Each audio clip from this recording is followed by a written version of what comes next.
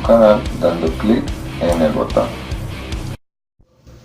Página 340, capítulo 18. Respuestas y adaptaciones de la circulación periférica y de la presión arterial en el ejercicio. Fernández Vaquero y López Chicharro. Introducción. Nuestro sistema vascular se encarga de distribuir la sangre impulsada por el corazón a todos los territorios del organismo. Esta distribución varía enormemente en función de las necesidades inmediatas de cada tejido específico y del cuerpo en su totalidad. Si todos los vasos de nuestro organismo se encontraran en estado de máxima dilatación, serían capaces de albergar unos 20 litros de sangre y solo tenemos 5 en reposo y en condiciones ambientales normales.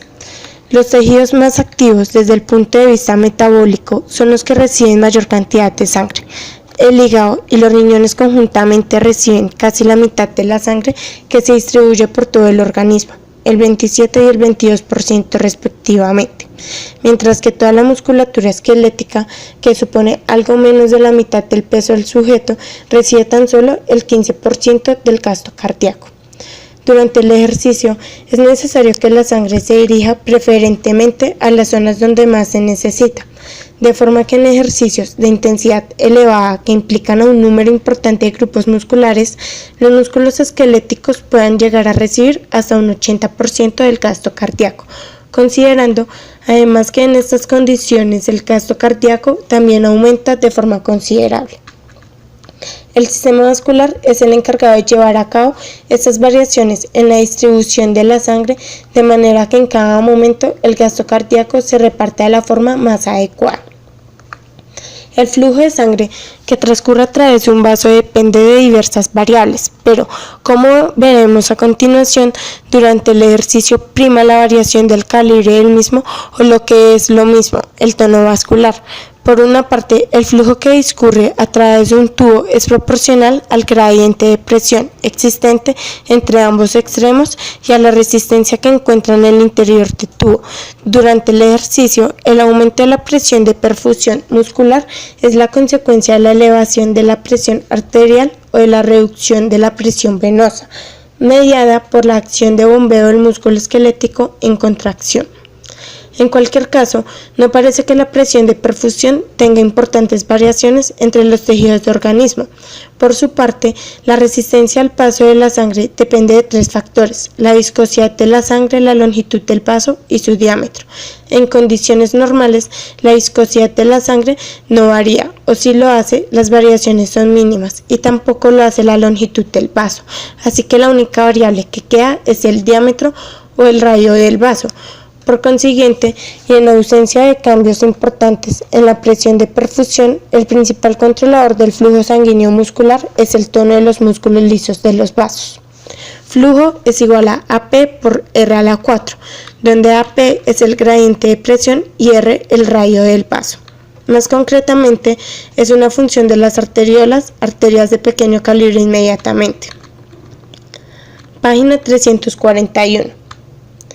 Anteriores a los capilares, que tienen la propiedad de reducir o aumentar su diámetro por los mecanismos de vasoconstricción y vasodilatación, gracias a un importante componente de musculatura lisa en su pared, lo que determina la llegada de aporte sanguíneo a un determinado territorio del organismo. Las arteriolas, al igual que el corazón, están sometidas a mecanismos de control, tanto extrínsecos, mecanismos nerviosos y humorales, como intrínsecos, mecanismos de autorregulación. Es necesario resaltar que la capacidad de vasodilatación de las arteriolas de los músculos esqueléticos es uno de los factores que condicionan la capacidad funcional aeróbica del individuo. El flujo sanguíneo muscular en el ejercicio. En el inicio del ejercicio se produce un rápido aumento de la velocidad de la sangre y por tanto del flujo sanguíneo. Las fluctuaciones del flujo son importantes y están sincronizadas con las contracciones. Además, aunque la fuerza ejercida en cada contracción sea solo una pequeña fracción de la fuerza máxima muscular, el flujo arterial ocurre casi exclusivamente entre las contracciones. Saltine-Nichols 2000. muestran que la variación en la velocidad de la sangre está en función de la fase del ciclo de la contracción muscular. Distintos investigadores, de Grant y Saltin, 1998, han calculado las constantes de tiempo para el aumento del flujo sanguíneo en varias cargas de trabajo físico, así en intensidades muy ligeras. El tiempo hasta alcanzar la mitad del valor pico, tiempo medio, es menor de 5 segundos. En intensidades de ejercicio elevadas, incluidas a las máximas soportadas en los músculos extensores de la rodilla. La T media es de menos de 10 segundos. Eso significa que el aumento absoluto de flujo sanguíneo pasa de más o menos 0.3 por minuto menos 1 en reposo hasta valores superiores a 101 por minuto menos 1 en el ejercicio de máxima intensidad, un aumento de 30 veces en menos de 10 segundos. Durante el ejercicio en fase de estado estable y dependiendo de la intensidad del ejercicio desarrollado, el flujo sanguíneo se estabiliza entre los 30 y los 90 segundos.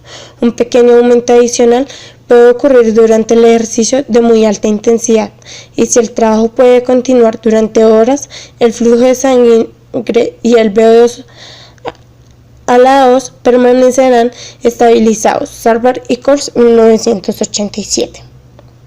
Por otra parte, el valor de la perfusión muscular pico observado se sitúa por encima de los 380 mililitros por 100 gramos menos 1 por minuto menos 1 en ciclistas entrenados. Blomstrand y Coles, 1997. Regulación del flujo sanguíneo. Cuando se inicia el ejercicio se produce inicialmente una fase de elevación muy rápida del flujo sanguíneo al territorio activo, fase primaria, y seguida de otra con aumentos menos pronunciados, fase secundaria. Saltin y Coles, 2000. Fase primaria. Podemos hablar pues de un inmediato, un segundo, aumento del flujo sanguíneo muscular después de comenzar la contracción muscular. Neck y Coles, 1999. Distintos estudios, Jacobs y Segal, 2000, han observado que la latencia para la vasodilatación varía entre 5 y 20 segundos, con un retraso directamente proporcional al diámetro del vaso. Haskell, 1877, fue el primer autor en discutir y describir este rápido aumento del flujo sanguíneo muscular con el ejercicio, proponiendo un origen neurogénico que se ha mantenido como una hipótesis durante años. En este sentido, aunque muchas especies de animales tienen sistemas vasodilatadores colinérgicos en el músculo esquelético como parte integrada de respuestas defensivas de huida, en primates las terminaciones nerviosas vasodilatadoras colinérgicas parece que no existen. Burney y Coles, 1970, Diaz y Coles, 1997. Por lo tanto, la liberación de acetilcolina del nervio motor no parece conformar una explicación adecuada de la vasodilatación inicial. Por su parte, Wunsch y Coles, 2000, examinaron la respuesta del músculo liso de las arteriolas a la adenosina, acetilcolina, óxido nítrico y cation, encontrando que ninguna de esas sustancias justificaba la hiperamia inicial. 1-2 segundos en el inicio del ejercicio. Por consiguiente, si el aumento súbito del flujo de sangre en el inicio del ejercicio no es atribuible a la vasodilatación, tendrá que ser debido a un aumento del gradiente de presión arteriovenosa por la acción de la bomba musculoesquelética. La pregunta ahora es si factores mecánicos musculares pueden explicar la elevación instantánea del flujo sanguíneo observando después de la primera contracción muscular. Las observaciones realizadas en seres humanos mediante ultrasonidos Doppler han permitido monitorizar la velocidad de la sangre y soportar esta hipótesis. Grant y Saltin, 1998. Como se muestra, página 342, claramente la contracción muscular bloquea el flujo. Sin embargo, con la relajación de la contracción y el descenso de la presión intramuscular, se produce un marcado aumento de la velocidad de la sangre hacia el territorio muscular activo, alcanzado el pico 60% mayor que en reposo justo antes de la siguiente contracción. Por tanto, la elevación del gradiente de presión entre la presión arterial media y la presión venosa del final capilar es suficiente para explicar la elevación súbita, 1-3 segundos, de la velocidad de la sangre y del flujo sanguíneo, sin que ocurra vasodilatación concomitante. Saltini-Coles 2000. Fase secundaria. En esta fase, la vasodilatación activa es un prerequisito, ya que la presión arterial no está todavía. Página 343. Elevada y la presión local en el músculo no se modifica. Entonces, la vasodilatación que se produce en el lecho vascular del músculo activo parece iniciarse por factores locales, incluyendo la liberación de sustancias desde el músculo esquelético y células endoteliales, así como desde los glóbulos rojos. Sustancias potencialmente vasodilatadoras. Lactato. El mayor problema a la hora de considerar el lactato como un importante vasodilatador metabólico es el hecho de que hay intensidades de ejercicio que evocan considerables aumentos del flujo sanguíneo, sin cambios en la concentración intersticial de lactato. Clifford y Helsen, 2004. En un reciente estudio, Lott y Coles, 2001, midieron la concentración intersticial de lactato con microdiálisis, no encontrando correlación con los cambios en el flujo de sangre durante ejercicio de extensión de una pierna. Este hallazgo sugiere que es improbable que el lactato juegue un papel relevante en la hiperemia asociada al ejercicio.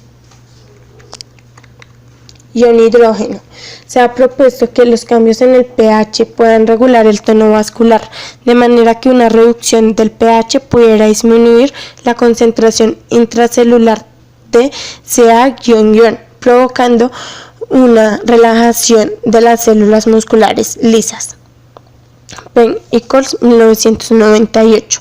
En humanos, el pH intersticial es de más o menos 7.4 en reposo, disminuyendo durante el ejercicio en función de la intensidad desarrollada, alcanzando niveles de más o menos 7.0 después del ejercicio.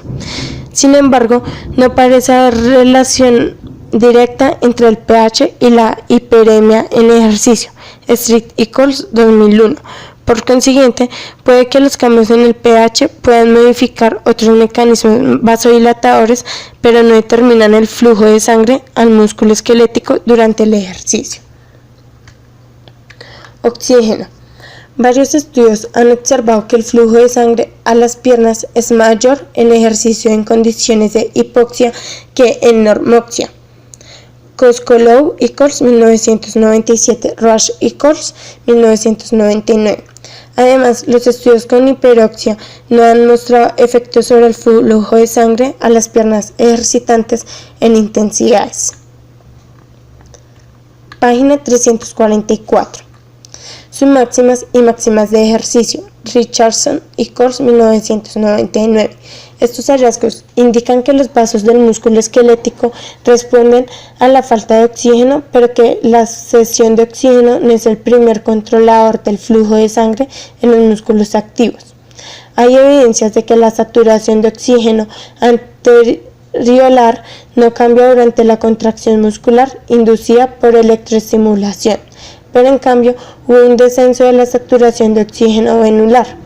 Sobre esta base, se ha postulado que el descenso de la PO2 venular puede provocar la liberación de sustancias vasodilatadoras desde el endotelio venoso, causando vasodilatación de los territorios adyacentes, arteriolas. Saito y Coles, 1994. Esta hipótesis tiene que ser confirmada. Potasio. Durante la contracción muscular, el K-ion difunde rápidamente desde el interior de la fibra muscular, lo que eleva la concentración de K-ion en el líquido intersticial que baña los vasos. Desde hace tiempo se conoce que la inyección intraarterial de K-ion causa vasodilatación. Dawes, 1941. Estudios realizados con animales y seres humanos han mostrado que el tiempo de aumento de catión en sangre venosa está bien correlacionado con el tiempo correspondiente a la observación de cambios en el flujo sanguíneo. Kienzi y Coles, 1989.